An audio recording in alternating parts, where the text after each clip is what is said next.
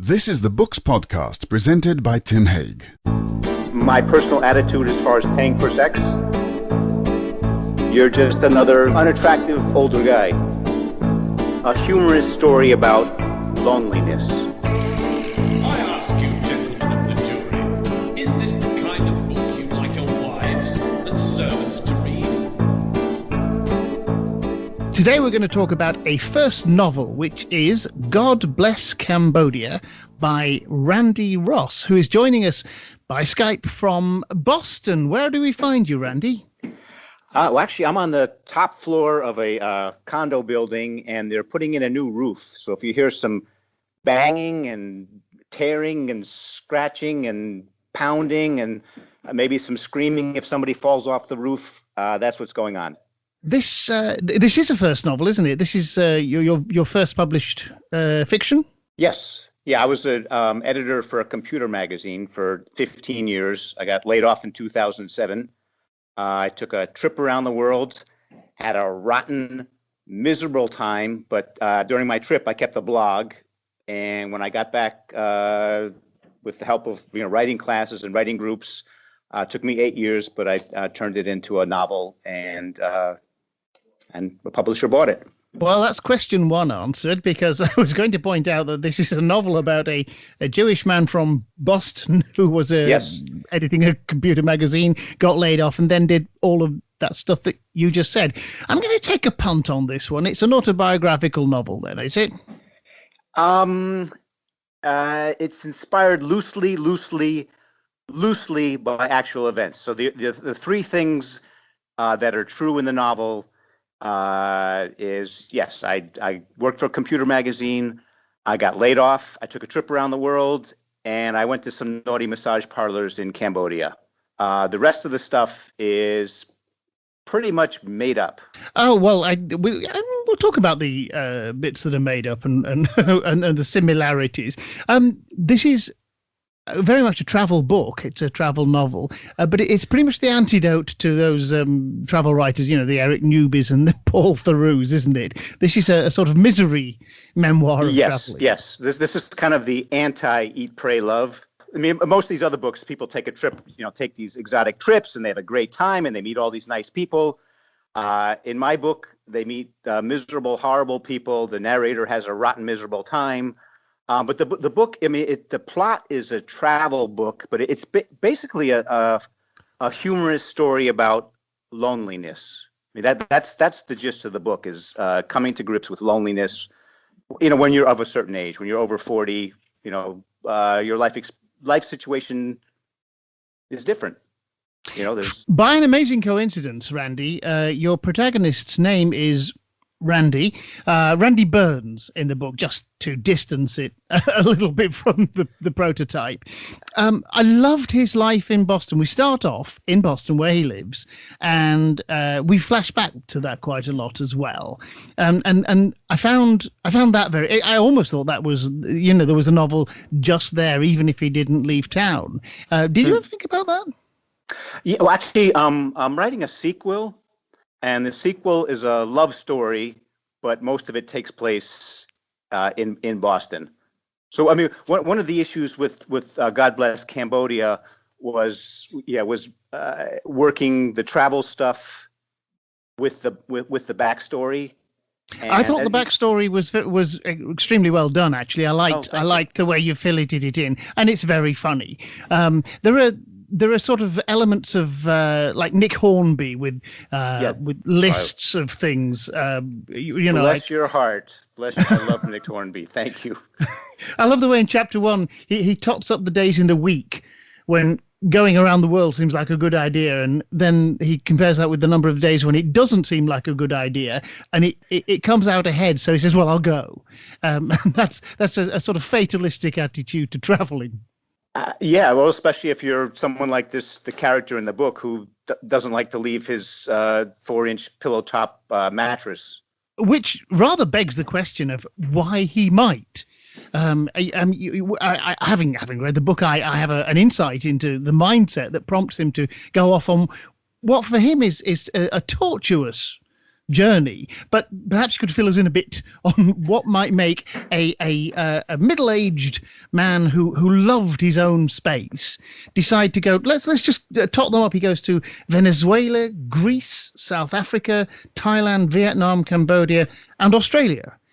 So what makes Randy Burns decide that he's going to do that? I mean, part of it's desperation. He's lost his job. He's got no girlfriend.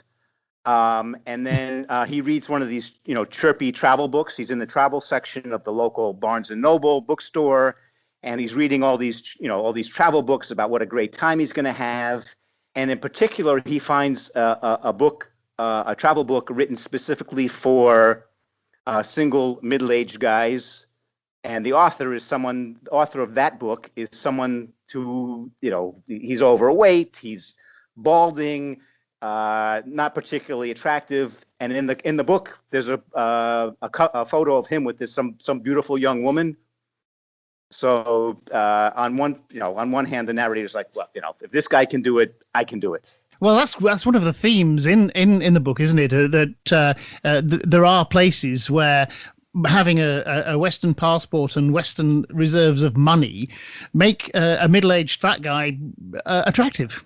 A celebrity, yes. You're Tom Cruise. You're Nick Hornby. You're a celebrity just by being a Western guy, which is kind of different from what you experience in a big city in the West, where you're just another unattractive older guy.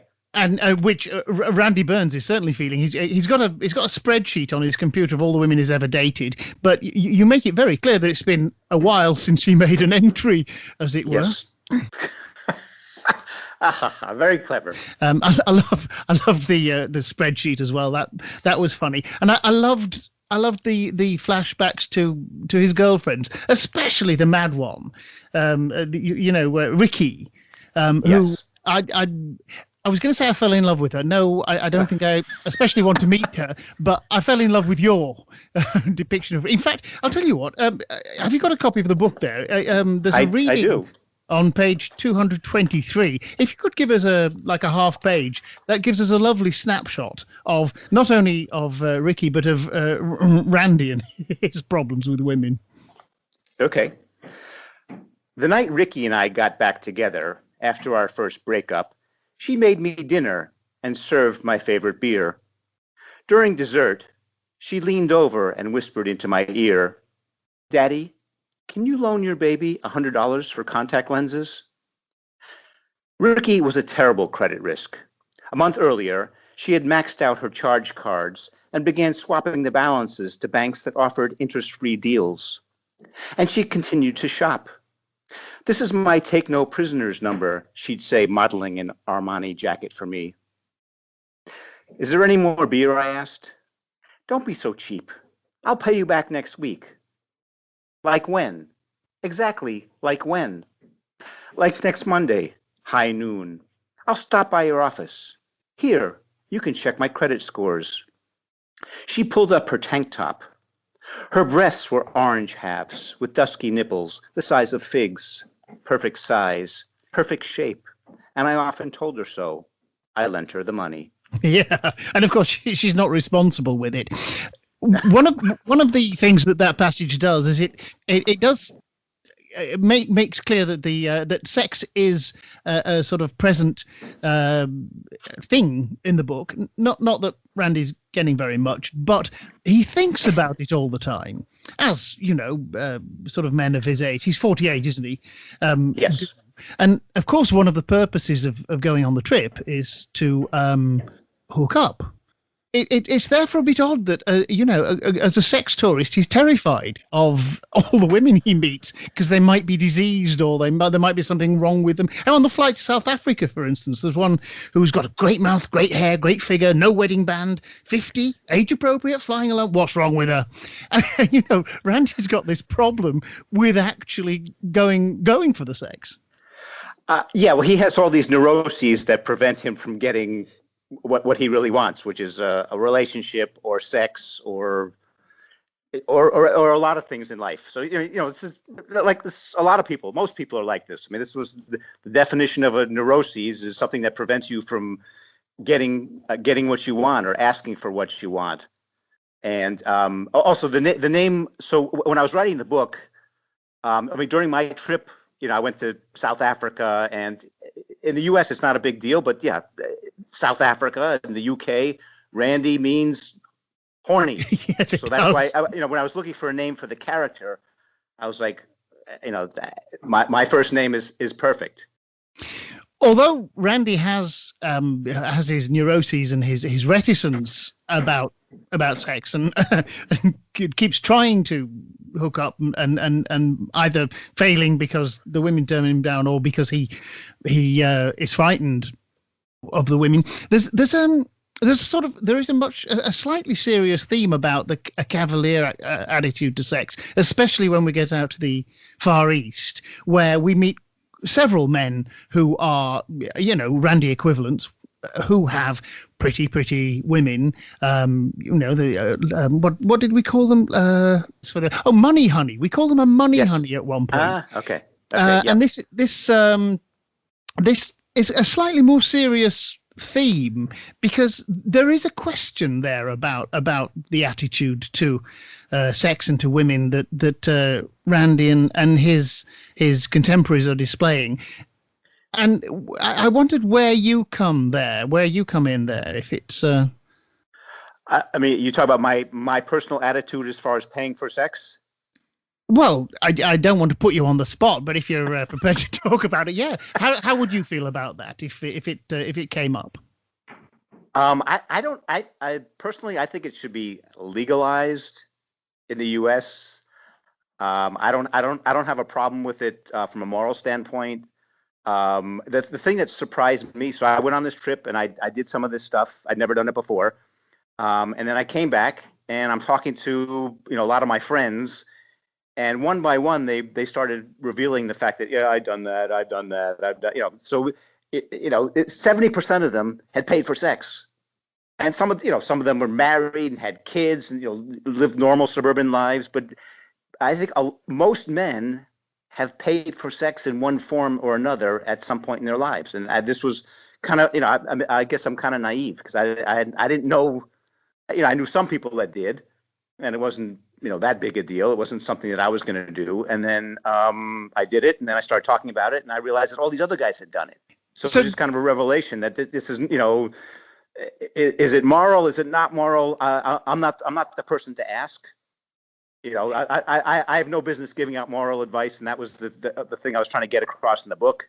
People do this, people don't do this. It's their own choice. I'm not making any moral judgments on it. And certainly in the book, Randy is quite comfortable with it when the other guys are doing it, and he's comfortable with the idea of paying for sex, even though he's frightened of he's conflicted until there's a beautiful woman sitting on his lap, and then suddenly it's all this moral stuff goes out the window.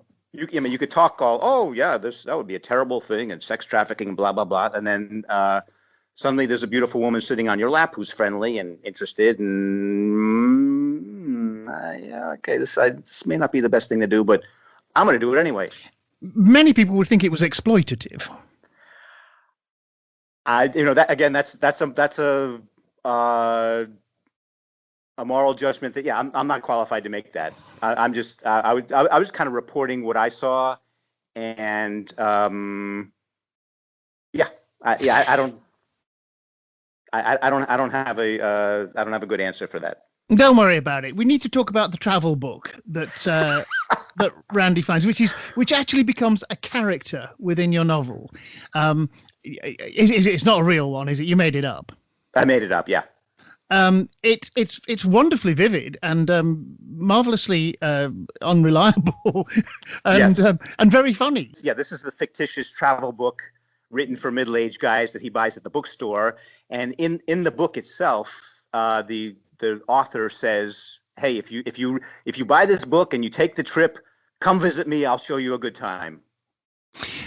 You're another of these sort of Nick Hornby things that you do is you've filleted out a book that Randy's writing in his head called the chronic singles handbook, which again is very funny with little sort of filleted chapters there that you feed into the book.